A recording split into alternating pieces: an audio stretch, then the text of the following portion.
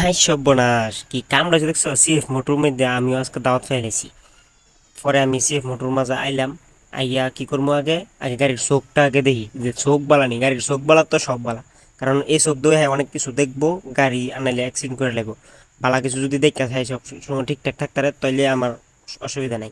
তো আমি আগে করছি গাড়িটা দেখি, চোখটা দেখে আবার দেখলাম গাড়িটাও ভালো লাগলো। গাড়িটা যদি কিনতে পারতাম তো আমার তো আরো ভালো লাগলো। অবশ্যই আমার তো এত টেহা নাই গা, টেহা থাকবো কিন্তু আমি কি করবো, টেহা দেয় এত টেহা আমার কাছে নাই গা।